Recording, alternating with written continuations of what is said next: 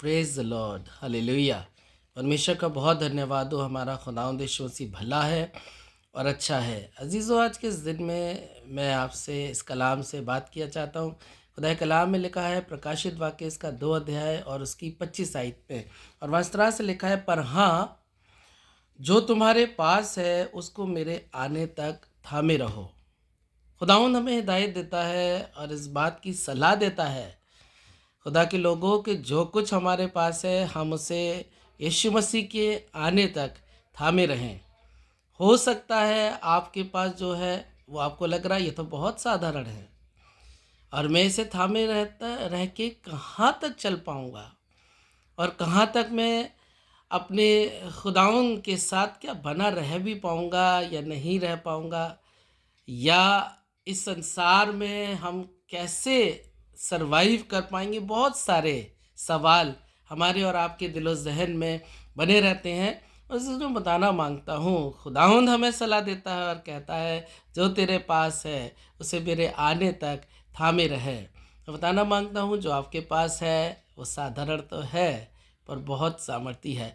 मूसा से खुदावंद ने कहा, जो लाठी तेरे पास है उसे उठा और समुद्र की ओर बढ़ा।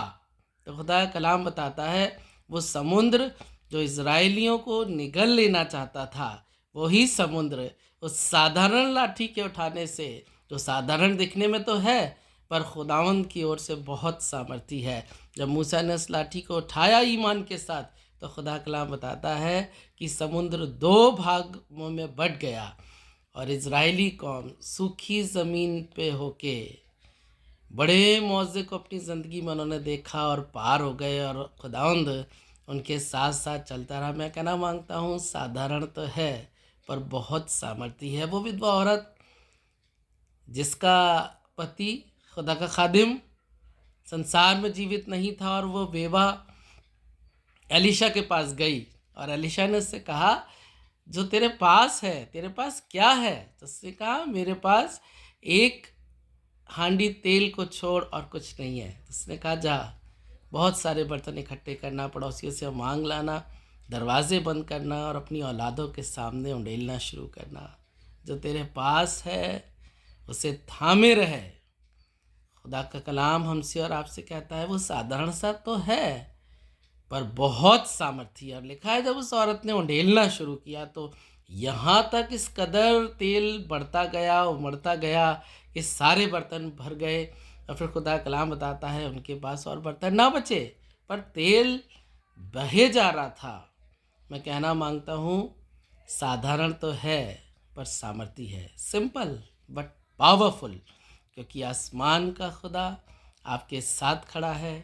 खुदावंद यीशु मसीह के वायदों पर आप खड़े हैं, और खुदा का रूह आपकी आपकी अगुवाई करने के लिए हर समय आपके साथ है। अजीज़ों, सिर्फ ये करें, अपने खुदा की आवाज़ को सुने और इस बात को जानें कि खुदा हमसे क्या कहता है। इस अंतिम युग में खुदा हमसे इस अंतिम युग में कहता है, जो तेरे पास है उसे थामे रहे मेरे आने तक। बहुत साधारण चीज़ें खुदा के कलाम में खुदा की सामर्थ जब प्रकट हुई तो उनका जिक्र है कि जब गोलियत ललकार रहा था खुदा की जिंदा कौम को, तो खुदा के कलाम में लिखा है, शाऊल जो राजा थे उन्होंने दाऊद को अस्त्र शस्त्र पहनाए, पर दाऊद से चला ही नहीं गया, संभाले नहीं गए वो भारी भारी चीज़ें, क्योंकि वो साधारण नहीं थी।